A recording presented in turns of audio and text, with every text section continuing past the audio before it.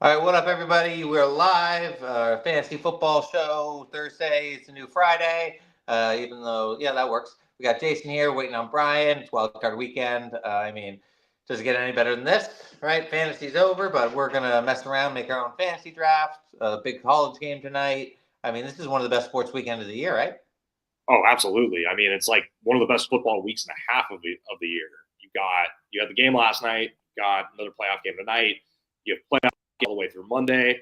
Get a couple days off, Saturday, Sunday, and then Monday you got the Natty. Yeah, the Monday night, that's new, right? The playoff game Monday, relatively, they had it last year. It's been, I want to say 3 years old now. I want to say the first year of it was 2022 once the new TV deal was starting to kick in and they added in that seventh playoff team on each side. So yeah, it is relatively new. But it's great. I'm usually not pro more playoff teams, but I feel like the bigger playoff format has actually done the league pretty well here. Granted, I'm very pro buy when it comes to the NFL because the players need that rest. Yeah, I don't know. Yeah. I guess the Monday. I guess the Monday, then they'll play the Sunday if they win, opposed to, and then if you play Sunday, you play the Saturday, and Saturdays play Sunday. I think they probably schedule Correct. it. If you play the Monday game, I think you're automatically positioned to play the Sunday game. Yeah, probably. Yeah, maybe even Sunday night. Okay, cool. We were talking in the pre-show too about doing a quick if you redraft from these rookie class, and you're adamant Caleb's still at one. Correct. So Jaden Daniels, there's nothing more he could have done. Like Washington was terrible last year. They didn't add a lot of pieces. It was pretty much just him, and he led them to the playoffs. The reason I say no is because, just being an avid college watcher down here in the States and, and him being in not only just, nationally known, but in my own conference and watching him, like he was anointed the number one pick for so long. Like the second he, exploded on the scene in Oklahoma and caused Rattler to transfer, and then he transferred to USC with Lincoln Riley, it was like a foregone conclusion. And he was that guy since that was the second most recent one I had seen since Trevor Lawrence. When Lawrence had his big national championship game a few years ago, and everyone was like, yeah, number one pick the second he's eligible. It was the same thing with Caleb Williams. So there was really nothing that was I don't think there was anything that was going to be done to sway it. Yeah, I get that, and quarterbacks have more value, but it's like, how many quarterbacks have we seen have decent rookie season, sophomore, and then they'll fall off? Like Mac Jones, right, had a great rookie season for the Pats. Trevor Lawrence was, first overall since he was a freshman, right? He came in and he doesn't look great. The quarterbacks are still a little iffy. Well, wide receiver who has a great rookie season is pretty much cemented as a stud, right? So that's why for me, I'm like, just give me Malik Neighbors. Like I might take Neighbors, one overall, and just go sign a journeyman, get Flacco. Maybe you get Darnold. I don't know. For me, I don't know if I'd take Caleb one. It was pretty. The Bears, had that trade too, that wild trade with Carolina to trade back 8 spots, and they ended up with the number one pick without even having to tank. You're sitting there with the chance to take a quarterback in the future, by sheer luck. You got to do it. But go ahead. Finish your thought. They also had DJ Moore. They also had the 9th pick in the draft, so they could have taken another receiver anyway, and they ended up taking Roma Dunze. So it ended up really working out for them. So you'd rather go Caleb Rome? What if you went Neighbors and then you get Bo Nix at where they took Rome? Again, just what we were talking in the pre-show, a lot of it is situation based. And, I know Bo Nix had a great year. He also had a pretty good situation coaching wise and was, despite not having the most elite wide receivers and playmakers around him, you have Sean Payton in your corner, you're pretty much set up for success. You have what goes on in Chicago around you. It's not always going to be the best. You take the guy who's like generationally talented. Caleb Williams coming out was like insanely generationally talented. What he could do on his feet, with his arm, the plays he made, like he had to carry USC every week offensively because they played no defense. Like they were in shootouts every single week. The games fell on his shoulders. So I really had no issue with Bears taking Caleb Williams because he had to do it all himself every week anyway. Yeah, and he also, stumbled, failed a bunch, but he's a rookie. Yeah, I guess it's about what did you see enough? Like, what do you want to see from a rookie QB, right? You want to see them be able to win games. Jaden did that. Moxie, but also maybe QB's easier now, right? We're seeing all these retread QBs where, if you just have Baker, Darnold, Flacco, whatever, and you just put stud wide receivers, that can work too. A little bit for sure, but again, it's so much situation based. If you look at quarterbacks who haven't really succeeded over the years, most of it is not the best situation. If you look at quarterbacks who have, like, look at Mahomes, for instance. He came into an incredible situation in Kansas City. He had peak Travis Kelce when he took over the starting job, and he had Tyreek Hill kind of at the height of his powers too, and Andy Reid calling his play. Andy Reid and Eric Bieniemy and Matt Nagy calling plays. Like, that's you're insulated for success. Josh Allen. But wait, he also had the best QB season of all time, right? Exactly, but he also had a really good situation. You look at Baker Mayfield. You look at Baker Mayfield. The Browns have never been a functional organization for the Haskins family. They just haven't. They set him up to fail. No, but they had Nick Chubb. They had a good defense. They had a great O-line, right? They had Jarvis Landry, who was solid. They had Njoku, another wide receiver. I don't know. I thought he was a pretty good situation. They had Odell for a hot minute, but they just quit on him because the Browns just can't figure it out. And now he goes to Tampa, and he's got Mike Evans and Godwin, when he was healthy. A decent stable of running backs and pass catchers. Now, he's absolutely thriving like the guy that the Browns thought they were drafting number one. And where's Cleveland right now? Deshaun Watson just tore his Achilles again. So yeah, they're crazy, right? But no, I agree. It's situational too, but also QB is mature, right? It's like, some knuckleheads in the NBA. You don't really want to get them on the rookie deal. You want them on their second deal, right? Baker maybe a little like that. It took him a little longer to mature, find the right spot. I just think, Caleb Williams, he might have a sophomore slump next year. I mean, anything can happen. So could Jaden. I agree, so could Jaden. Or Jaden could get hurt. We all thought CJ, as much as I love CJ Stroud, he was probably one of the most valued fantasy players this year. And, granted, there was a lot that went on there with the injuries to his pass catchers. Nico went down for a while. Diggs missed the season. Dell had that devastating injury. Schultz didn't replicate the year he had last year. Mixon kind of fell off after a while. There was a lot, and his offensive line wasn't the best. So and the league adjusted to him a little bit too. So he took a step back. He'll probably, make that leap forward again in year 3.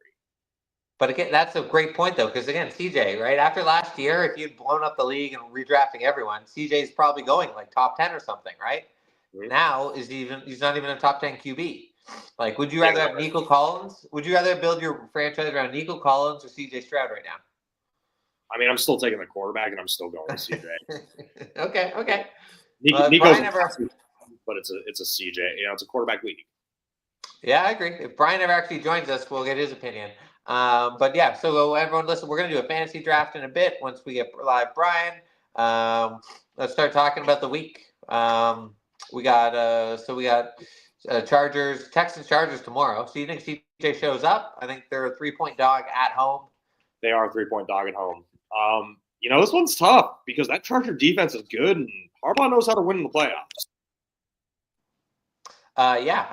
Chargers allowed the best scoring fantasy or the best defense by scoring, right? They only allowed like 17.7 points a game. They play a lot of zone. CJ struggles versus zone. I just think it's a bad matchup, and Houston looks terrible. They scored 2 points versus Baltimore. I don't know who's gonna be taking Houston, but yeah, I love Chargers. I like a low scoring game. I love Ladd McConkey. Just give it to me all day. I actually think the Chargers could put up a few more points than people expect. I think they could put up between 24 and 30 in this game. Yeah, I agree, right? The whole talk narrative beginning of the season, run the ball, drafted Joe Alt. And they were running because Herbert wasn't healthy. But now I think Herbert was 4th in the league in pass yards. They're a pass-first team. They like to pass on early downs, set up the play action. I think they lead the league in play action. Dobbins is still kind of getting back. So, I think Herbert's going to have a big game. I think the Texans' D's a little, overvalued. And, all they have to do is double Nico. The offense is going to fall apart. Yeah, I think there's too many injuries to the Texans' weapons that are going to hurt them. And, Joe Mixon, again, he hasn't been doing what he was earlier in the season when he was basically RB1. Now he's like RB 20-something probably. We fell off in a big way. I don't know if the Texans can regain it, especially against a Chargers team who was very, very physical and, very tough and is not afraid of a guy like Mixon at all. So I do like the Chargers tomorrow in this game. And I think Herbert could, finally start getting some more respect on his name like he deserves. Yeah. Herbert's probably he's in that second tier next to Allen, Herbert, Mahomes in their own, and then Burrow's in the playoffs. I mean in the playoffs. Yeah, but Burrow's still in that first tier. Just for the playoffs. Yeah, just the playoffs. In the playoffs. Yeah. I would say Herbert's in that second tier. Yeah, as of now. Do we mention Hurts though in that first tier? Because we have to. I don't think you have to put him in the first tier. I think he's maybe top of the second, bottom of the top. Or top of the bottom? Yeah, that's true. It's kind of interesting the contrast in styles, or the contrast in the conferences where the AFC is very quarterback heavy, very elite quarterback heavy. Hey, Brian, you made it. Congratulations. And then the NFC, it's really a mixed bag. Sorry, I was focused on Brian. I was thinking of something. The NFC is a really big bag of quarterbacks right now. Yeah. Well, Brian, were you listening? Do you need to catch up? We're talking about the Eagles. You were not talking about the Eagles, but where would you put Hurts quarterback tiers? Right, I think top 1, top 3 in the playoffs. Right, we got Mahomes, Allen, Lamar, their own tier. I always think there's like 3 quarterbacks you win because of, quarterbacks you win with, and quarterbacks you win in spite of. He's a quarterback you win with. All right. Okay. He's shown he can ball out in the best of games, which was the Super Bowl, but so did Nick Foles. So I don't. True. That's true. Fair enough. I think he's a pretty average quarterback when you compare him to the rest of the playoff quarterbacks. But in the right circumstances, he can hang because he can run, hit the bomb. He's got the weapons, right? Yeah. Okay. So what else we were talking? We're talking. What do you like? Texans, Chargers. I saw you in the model. You got Nico very high. Obviously you probably don't model for them double teaming, but it'd be crazy if they don't just double team Nico, right? I don't model for that. It's just who else is the ball going to? It's Nico and Mixon are pretty much going to get every touch, and that's how the Texans can win. You think they can win? If Nico goes 150, 2 touchdowns, but. Well, that would be their recipe is Nico goes off, Mixon runs for a solid amount, and then it's just run, and then a bomb to Nico.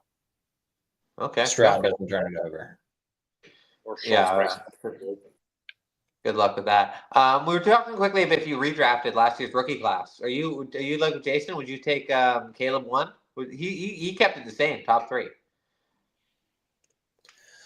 I really like Drake May, but really, okay. I like May too, but I think.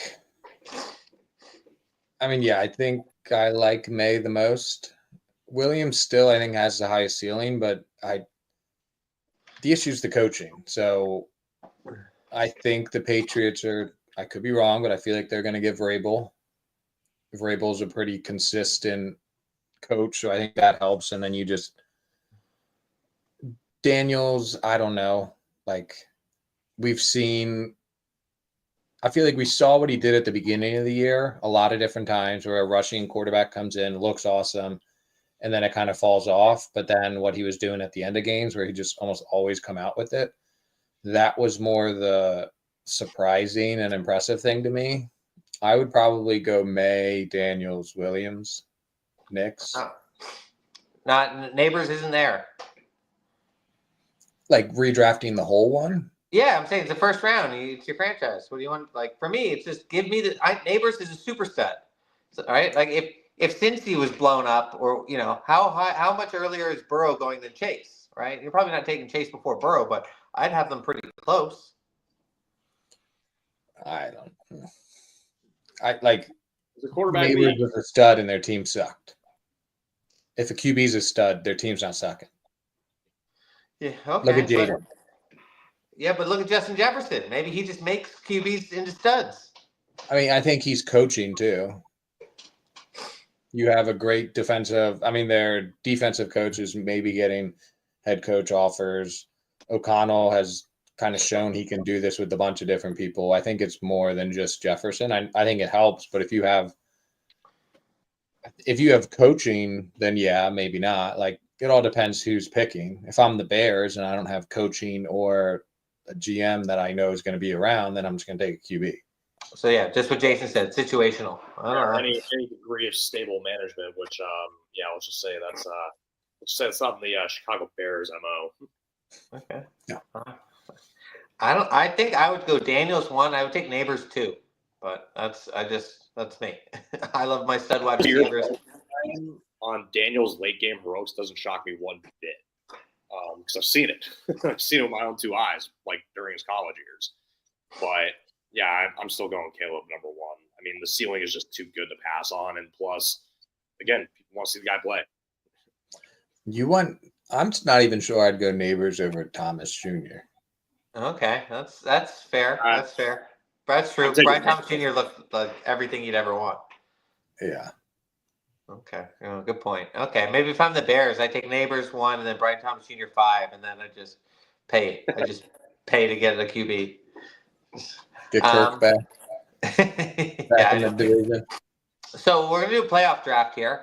We played around the format, but since Brian, you were last to the show, you get first pick. So what are we doing? There's a bunch of different like fantasy playoff versions you can get. Is it like we're doing each round is no, like a separate? No, just cumulative fantasy points. No, it means like if your player gets knocked out in round 1, do you get to replace them? No, of course not. Yeah, it's just kind of Survivor. Yeah, it's cumulative fantasy points. So whoever the team makes the Super Bowl with the most teams is probably going to win, right? You take Jefferson, he goes. All right, that works. Track. Brian will do it. Brian's a math guy, stats guy. Cool. All right, I'll keep track. So obviously, right, if you first pick, right, if you go Mahomes, you don't get the wild card round, right? That is true. Yeah, I'd eliminate Jason on that fact. So, okay, so we'll go snake. We'll go clockwise. Brian, Jason, do you want to go rock, scissors, paper? Yeah. Jason? Okay, we're going on shoot or we're going rock, paper, scissors? 1, 2, shoot. Okay. 1, go. 1, 2, shoot. That was ugly. 1. Okay. How about this? Shoot. Why are you so slow? I'm picking a number 1 or 2. All right, 1. Yeah. Did he win? What? Did he win? 2. Jesus, we're really bad at this. All right, so I'm going 2. All right, doesn't matter. Go ahead, Brian. Start off. I'm going Lamar. Wow. You might lose. Stunned. Okay. All right. Well, at number 2, I'm taking I'm taking Saquon Barkley. Wow. Okay. On Brian's corner. Okay. I'm taking Josh Allen. All right. Now you got another pick. Ooh. So we got to go NFC. We'll go NFC.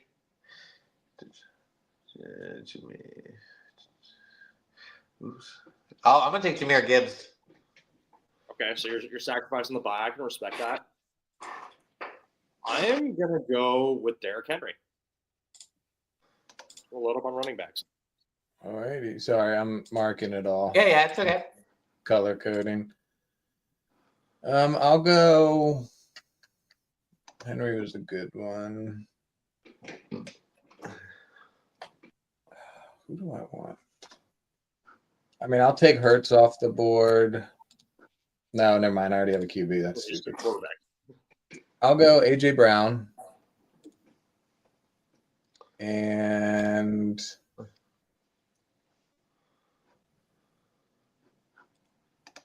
James Cook. Okay. I will go with Justin Jefferson. Oh, the man. One game, he might put up 200. Oh my God. I mean, Minnesota. What's the spread in that game now? It was. My buddies were saying it was like going to be 5.5. As of now, it looks like it's Minnesota -3. Okay. Wow. Okay. So I get 2 now? Yeah. Yes, sir. Okay. Well, I'm going to take Travis Kelce and.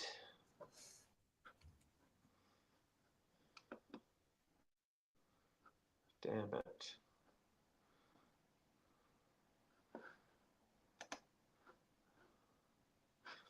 Mike Evans. Oh No, Bucky. I'm taking Bucky. Wait, is it too late? oh. I will take Mike Evans. All right. Alrighty. My team. Give me Pacheco. And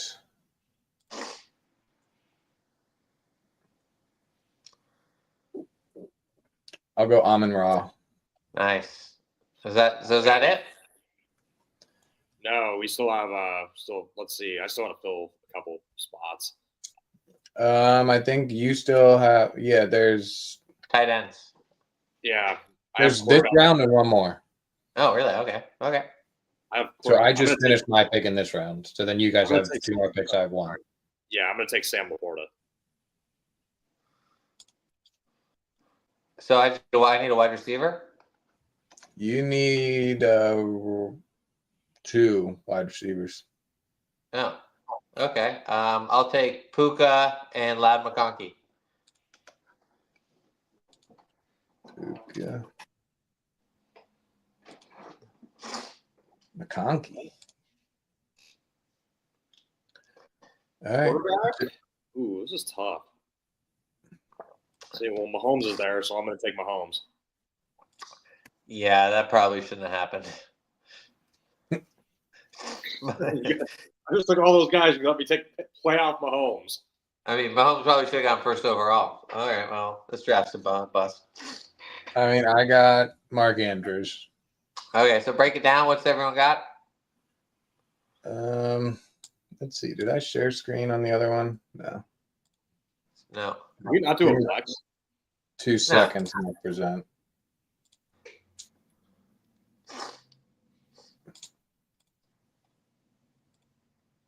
We're not doing a flex, right? No flex.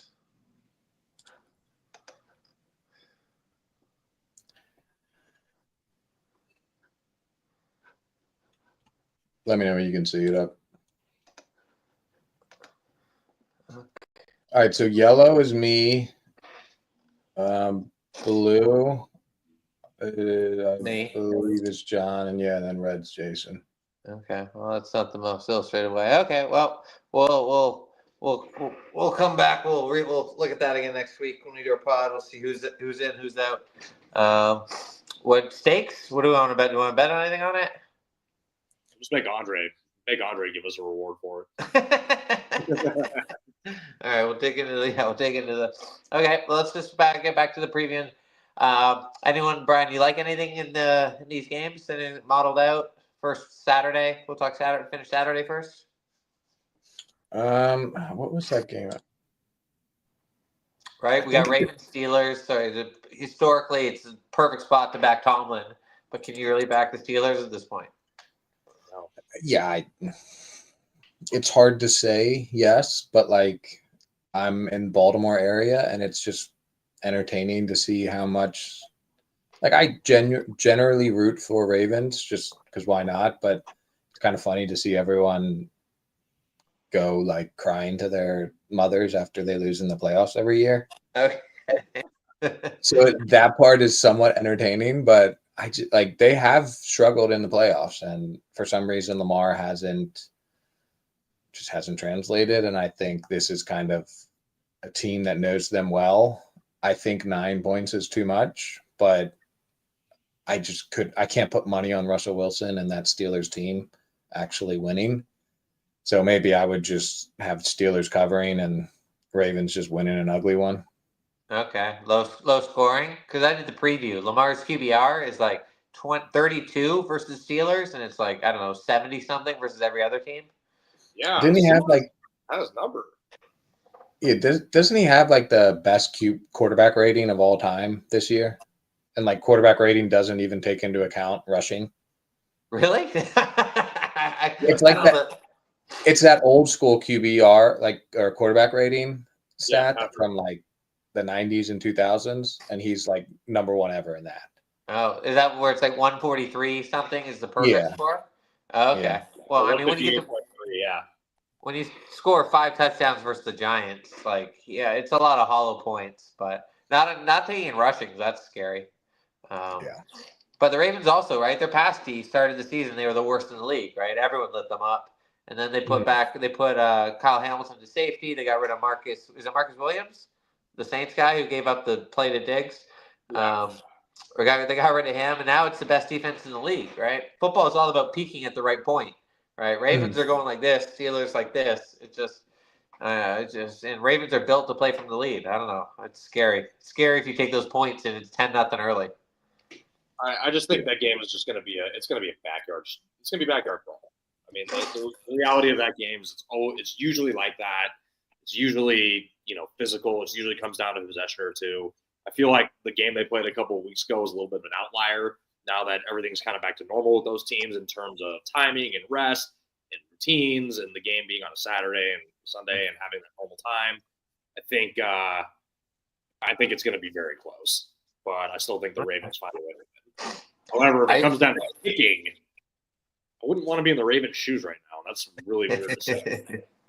Okay. I always love Bill Simmons' rule. Don't pick an underdog unless you think they can win, right? Nobody thinks Steelers can win. I mean, they could, but it covered 9 points. Yeah, I mean, it's just how much you trust.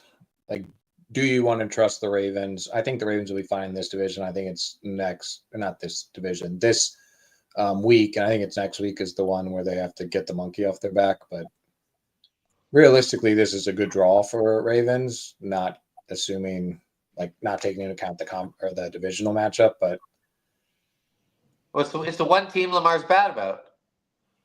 Yeah. Bad against. So it's kind of the worst draw, but I get it. Yeah, you don't want to. It's not. I would not want to see my rival in the first round. That's not. And the way they play him, right? They play the QB option. They just let Henry. They just play Lamar, so that he can't. Don't let him out of the pocket. Now it knows Zay Flowers, so he's gonna have to throw under pressure in the pocket. Yeah. So yeah. I still like the Ravens. I'm just seeing all the arguments, but I'm not backing Russell Wilson. One problem with the Steelers is, and everybody forgets this, as bad as they've played, they still have a guy on the defensive side of the ball who can absolutely ruin that game and at least make life not only difficult for Lamar, but ultimately flip the matchup.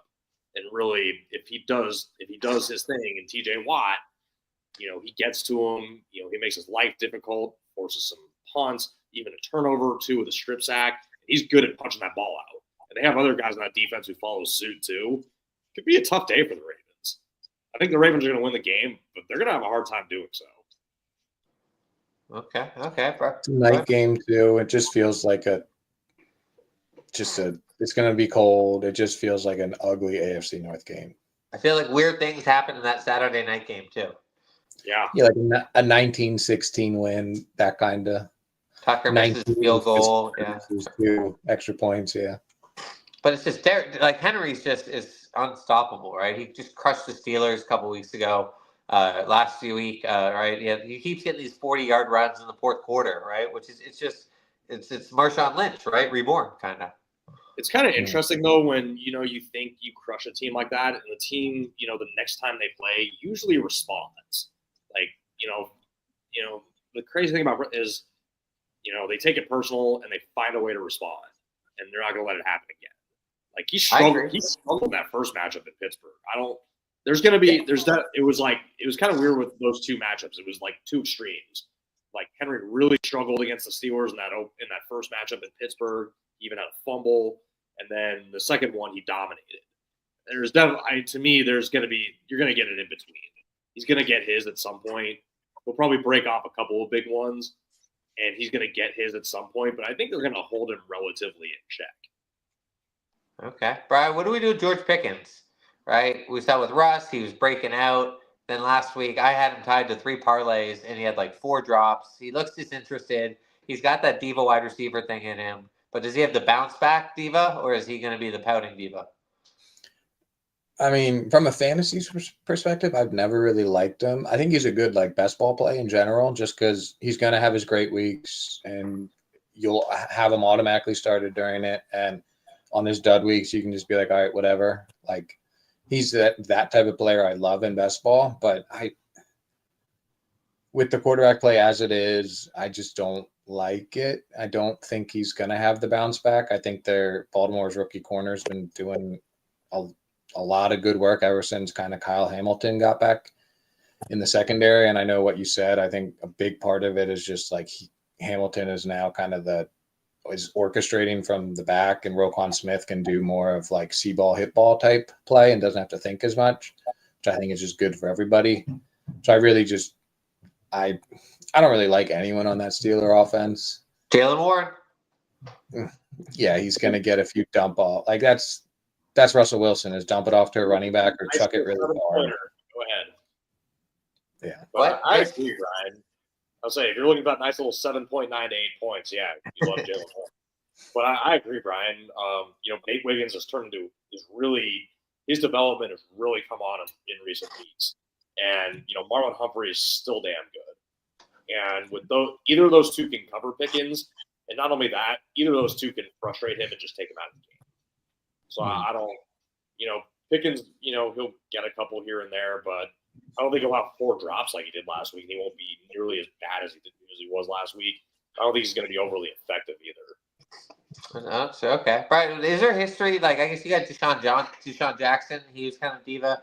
I'm just trying to think, like, do they show up the next game? Because it's on the road, big pressure game, good defense. Like, I'm just trying to figure out if I want to bet his props or not. Because I like Pickens because he can go over and 1.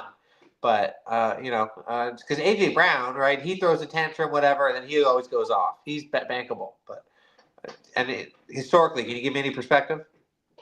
I mean, it depends on the guy and it depends on the QB. Like, I think with the Eagles, they almost like do it on purpose to, all right, this guy talks.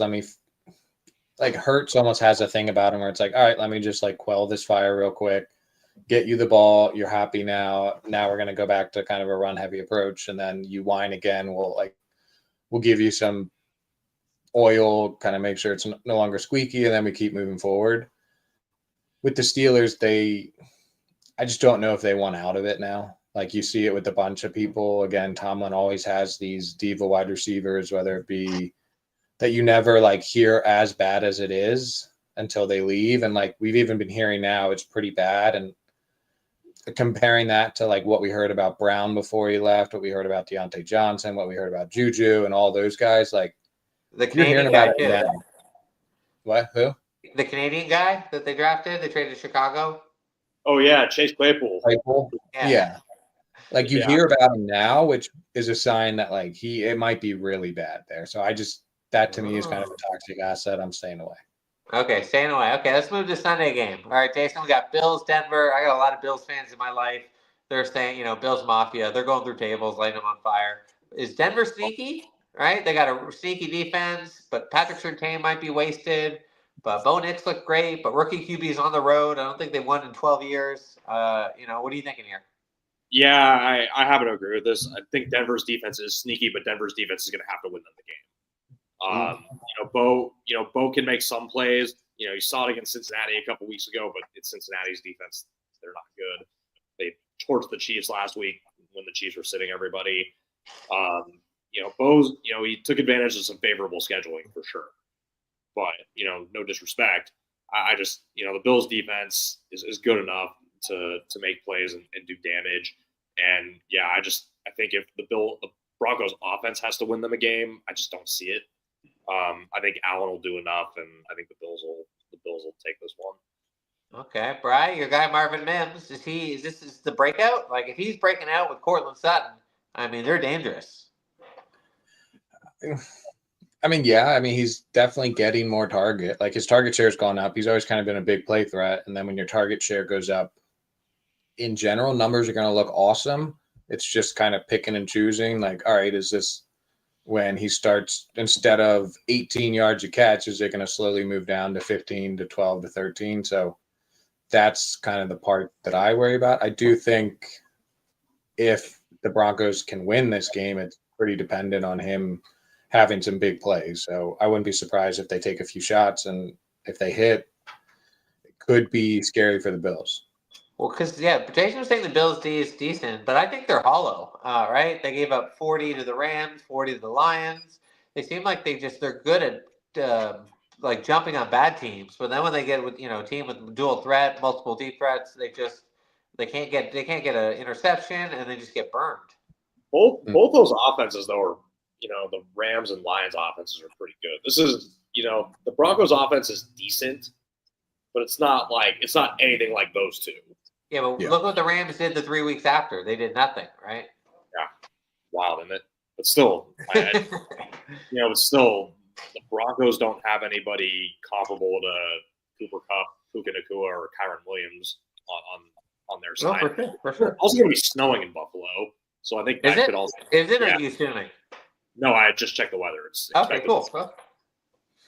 Okay. Well, Brian, if you had to pick an underdog to win, who do you like? Packers? I mean, Vikings aren't. I kind of like the Rams over the Vikings. I mean, they're the home team. That's an underdog, so I don't know if that counts. They're technically by Vegas underdogs by like a point. Well, it's a neutral site game now, so a little different. Yeah, that is true. Yeah, or the Commanders. I just think like Bucks aren't that scary of a 3 seed. So I think kind of those two NFC teams are the ones. That Bucks is very sus. If you're getting torched, I mean, you want to talk about like stooping down to your competition. The Bucks defense had a pretty hard time with Spencer Rattler and a whole host of players with the Saints that you mostly didn't know their names last week in a game they had to have. They had to go deep in the bag just to win that game last week. I never want to doubt Baker Mayfield, but I'm a little concerned about that defense, and I think Jaden Daniels could actually have a really big night. What, Brian, did you pull something? Oh, this is the Rams-Vikings game? But are we overreacting to the Vikings game, right? We got that one bad Sam Darnold game. That Detroit at home defense, they stepped up, but, Rams defense is okay. I don't think we're overreacting at all because don't forget, Sam Darnold also had a bad game against the Bears at home, too, in a dome on a Monday night not too long ago either. I just, again, he's shown at times he's an MVP candidate. He's shown at other times this year that he's a lifelong backup. If you want to put that game on his shoulders, I wouldn't feel comfortable. And the Rams beat them this year, too, in a dome already. And they beat his butt. Yeah, I do think like a lot of it is like, and in the NFC, you've kind of seen like, all right, it's been Eagles, Lions, and then Vikings were up there. I mean, I don't trust them too much, but it's like, and then like the wild card teams, like you've always kind of known those other two division winners just weren't going to be the best. So I just think those are kind of you look at that. So then it's all right, Rams and Bucks, but then Rams, I just trust Sean McVay. I don't trust him to take this team to the Super Bowl, but I think he could get a so-called upset just from Stafford, Puka, and Cooper going off. And like you said, that offense didn't look that great last week. And I don't trust Darnold. He's shown it. And even the Vikings in general have had their great seasons. I forget what year it was, but they went like maybe 13-3 and then just like took a dump in the playoffs. They're kind of 2 years ago with Kirk and they lost to Danny Dimes. Yeah, like they just seem kind of susceptible, and then the Commanders Jaden could pull something out of his hat. So those are kind of the two upset picks I like on the AFC side. Let's say NFC quickly, but Packers, right? Packers have looked great all year, but Jordan Love, where is he the worst player? Is he the worst QB in the playoffs right now? I mean, that elbow, I don't know if that was just a funny bone thing. I haven't seen too much. I'm assuming he's playing. I don't think he's going to miss, but I don't know if that's going to hamper him at all. And just the Eagles have they're better on both lines than the Packers. So Packers are just going to need some help. And I don't know where they're going to get it. It would have to be some big plays. They're gonna have to do. Josh Jacobs is gonna have to do his thing. I don't see that happening. Yeah, like that's hard for me to see against that, like the Eagles defensive line against that offensive line. Yeah, the Eagles secondary has come quite a long way since the last time you two teams played. I don't see it. I don't foresee a 36-31 barn burner this time. I think 24-13 Eagles feels, or 24-16 Eagles feels about right. Okay, so what game does have shootout potential, right? If we were DFSing or something, what are we targeting? Bucks. That game Sunday has Gong Show written all over it. Okay, fine. Low key, which one? A low key Gong Show then, right? Denver, Buffalo, Minnesota Rams. I mean, yeah, I would. The next game I'd go to is that Minnesota Rams game. You have offenses that have done well this season, and like two great offensive coaches. Like my guess is they'll find ways to scheme stuff up, and if it's a 31-28 game, I wouldn't be surprised. Yeah, and they have playmakers. Both teams have multiple non-QB playmakers who could just go off. Yeah. Okay. What about some fun props? Like, let's say which QB had the most passing yards, running back to have the most running yards, wide receiver to have the most receiving yards.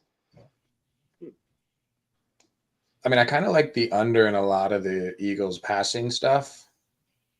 I think like Hurts has been out of practice, and I think this is a game where the offensive line and Barkley almost just dominates it, and it's a rushing game for a lot of it. So I do like the under and AJ Brown receiving and Jalen Hurts passing.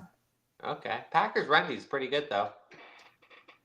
Okay. Yeah, the Eagles offensive line has been really good all year. I feel like they're kind of matchup proof. That's true. In terms of, I haven't seen any official props, so I can't make statements here of like I like this guy over. I think Mike Evans will have a big game on Sunday. He's got Lattimore, right? Lattimore I'm going to take that one back. Yeah, I forgot. Lattimore usually gives him a hard. That's also going to be really fun to watch. I can't wait for that. I'm trying to think. I think Justin Jefferson has a big game this week. I think he's the Vikings probably the favorite. But Brian, what would Marvin Mims have to be to bet him for most receiving yards? Like 35-1? I wouldn't touch it. No? Okay. No chance? He goes 150, 3 grabs? Like, if he gets behind that D, I don't know. I don't trust that Bills secondary.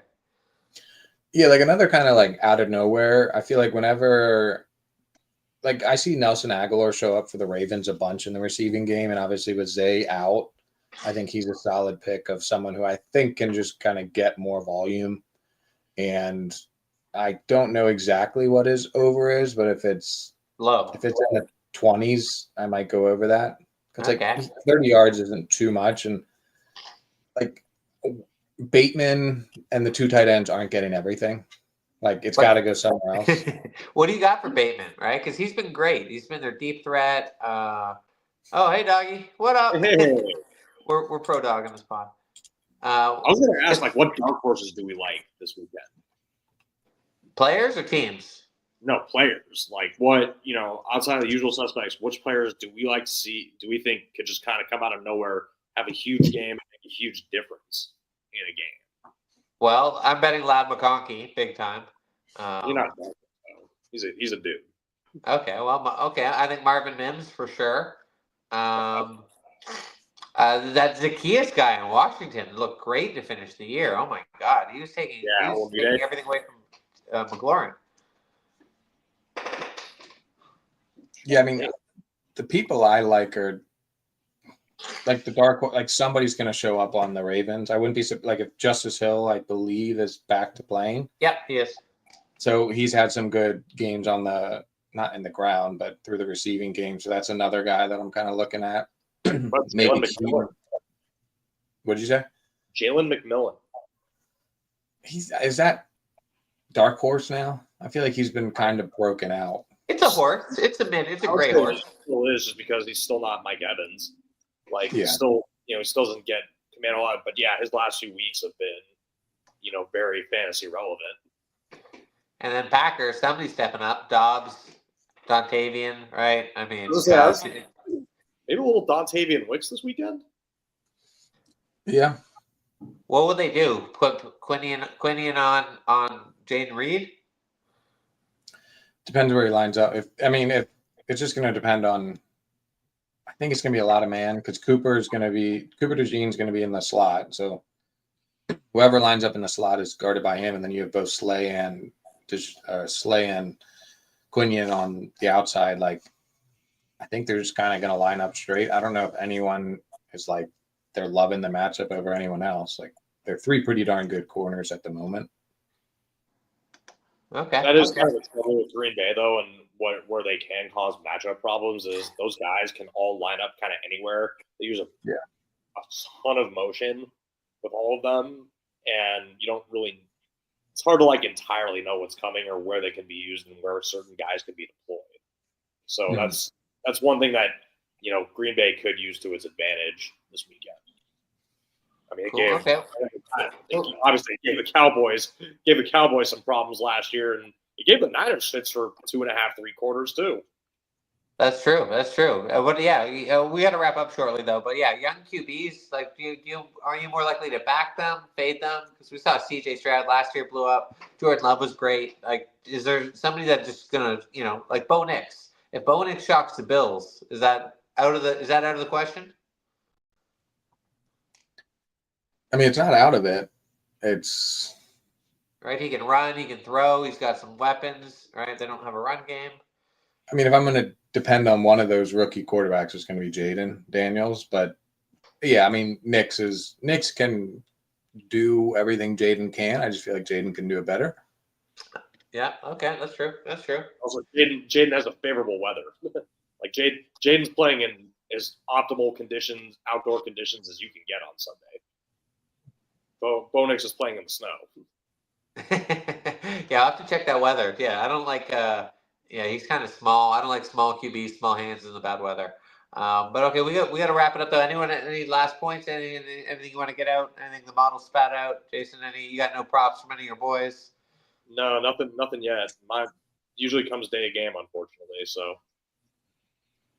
I mean, yeah, this is a fun week of just football. It's just I have difficulty betting on wild card just because there's always like 1 or 2 games that are just absolutely whack. Like, you just can't predict, and I try to stay away. And I feel like divisional round is where you start to see how people react in the playoffs, and we kind of already know how Lions and Chiefs are going to be. So that's the one I wait to maybe put more money on just from a risk standpoint, but it'll be fun to watch.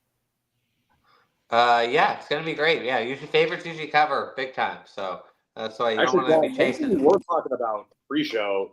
I mean, John, you had asked me this pre-show, and I do want to bring this up. Do you have any interest in this college game tonight?